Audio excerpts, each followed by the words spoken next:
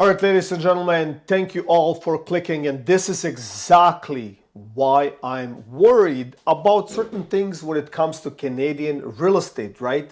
This particular listing we will get into. It is a power of sale. It has been on the market for 1,041 days unsold and still didn't sell.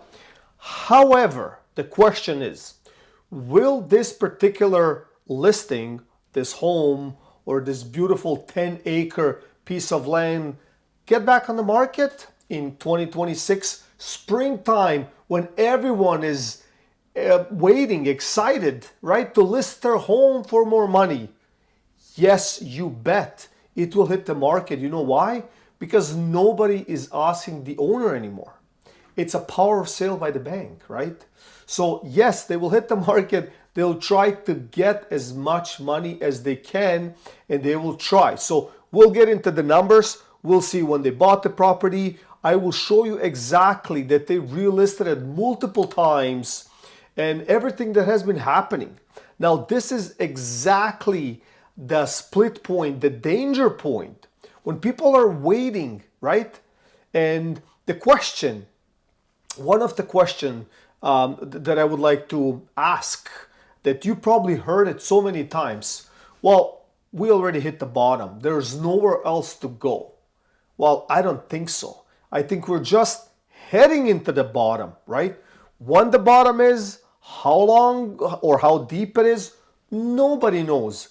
But I think the pain point we have not experienced yet, because some people held on for years to get to power of sale, bank owned, and then the struggle begins, right? After that, the effect on everyone else. So let's get into this particular listing together.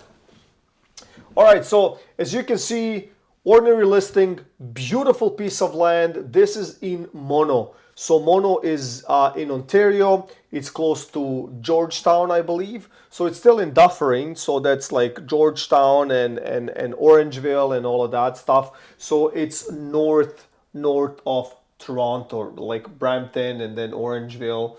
And then I believe Mono is west of Orangeville.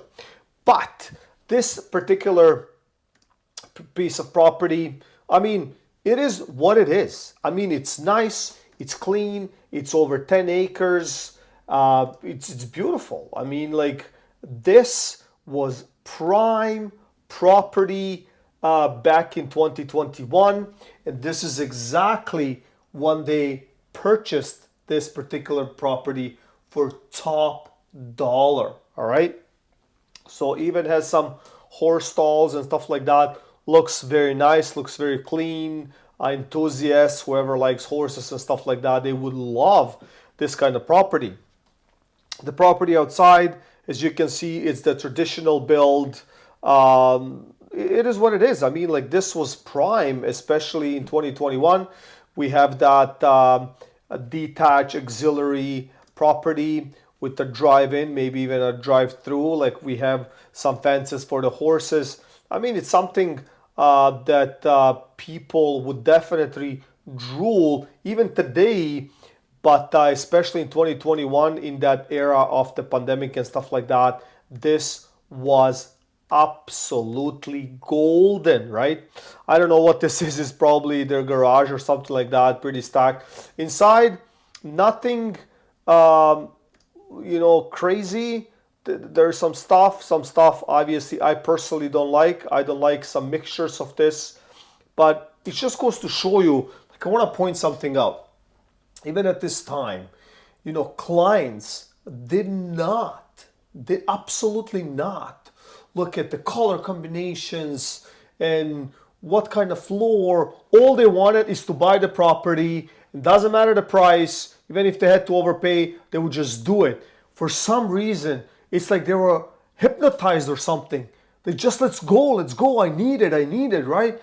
It didn't matter how long they had to drive. It didn't matter where the property was. They just wanted it. Like, fear of missing out, in effect, full effect, right? So, I mean, property like this obviously will not sell. Like, look, there's like 3-4 different combinations of floors. There's one type of floor here, and then each room has its own type and stuff like that. Like these vaulted ceilings or like whatever. Like this property, it's not your best pick. But now when we get into the pricing, they listed it for $1,295,000 unsuccessfully. So for this listings, they were on the market for 184 days, which is, you know, more than the typical. Usually it's like a 90-day trial or term, I would say, right? So, but this, like, I'm sure like maybe this particular agent got 2 terms, so that's why we got to 184 days on the market, right? So I showed you the pictures. As you can see here, clearly it says rare power of sale opportunity. The property sprawls over 10.7 acres of land of 2 attached residences, a log home and a bungalow. Like I mentioned, this was that particular gold mine. But let's get into some pricing over here, right?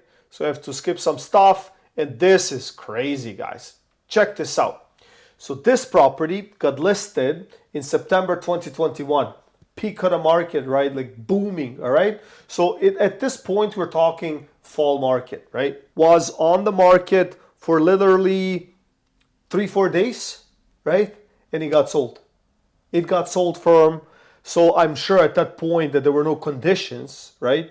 Because like this seems so quick. As you can see, this is very, very quickly, right? And it sold for almost 13% off asking more. So for $1,580,000 at the peak. So after that, right away, you know, the next year, right? Like after 1 year, they wanted to lease it for $2,300. We don't know exactly, maybe because there's two properties, so we don't know if they wanted to, you know, lease one side or the other side, right? I don't have enough information at this point, but got terminated. Then it got listed for $2,490,000 in 2023, and we know that the interest rates started to rise. So my assumption is at this point that they were probably in the variable kind of rate, because majority were. So they felt that impact right away. Their wallet felt it, right? So boom, 2,490,000. However, that was 57.59% higher. Imagine that for a second. So they bought it after 1 year. They listed it for almost 60% higher. This is crazy. And then we see price reductions. We see it clearly here, right? By 100K. And then by, you know, 400K. And then another, you know, 300K. And then we go, then they went up here. So who knows? Maybe they were holding offers at this point here. So then they went up for almost 1.7. Then in 2025, you know, maybe they realized, hey, look, we cannot burn our candles from both sides, right? Who knows what's going on in their head? I'm assuming here, but based on the actions, this was kind of what's happening, right? So they kept listing and they kept reducing and reducing and reducing in 2025, right? They kept reducing, and they finally got to November 18th, 2025, and this listing expired at $1,290,000. So as we were calculating, at this point, they're already underwater by $290,000. Follow me here for a second. Now, I'm not calculating the transfer tax, all right, for this particular property. I'm not accounting fees.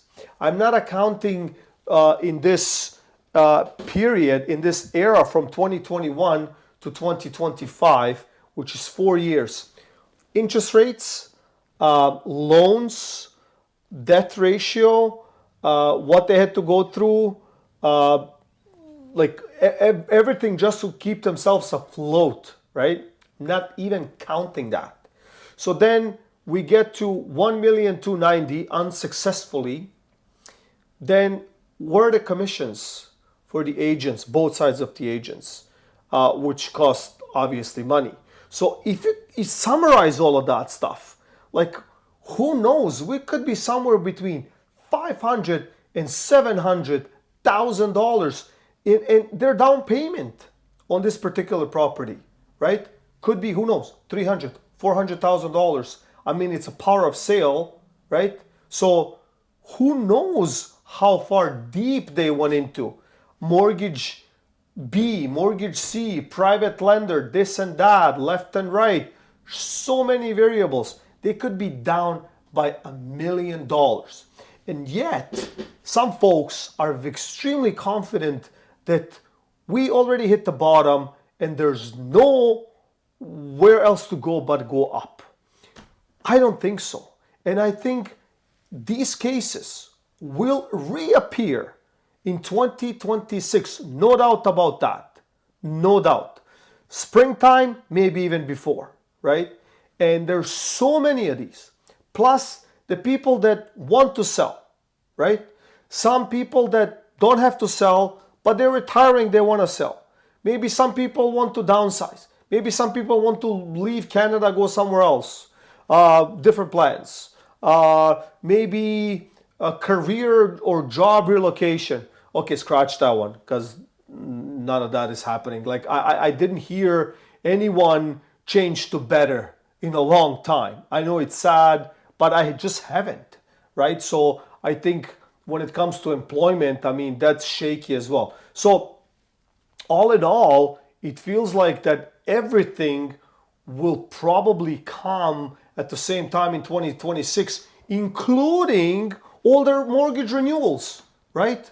So why these folks got affected? Most likely because of the variable rate and everything else, FOMO, overpaid, and this and that, right? But do you know how many of these cases out there? Like, I mean, we were breaking records during the pandemic of exchange, change, sold. Like, do you guys remember these graphs? They were crazy. Like, the highest ever sold ever. We broke every record there was to break, right? So I don't know. I mean, like, I think 2026 is about to come and it will hit harder than 2025 ever did, right? So if you're not ready, if you don't have your ducks in order properly, I think you're gonna be in it for a huge surprise. So I hope you enjoyed this video. You got some value out of it. So please subscribe, share, like, and I'll see you in the next one.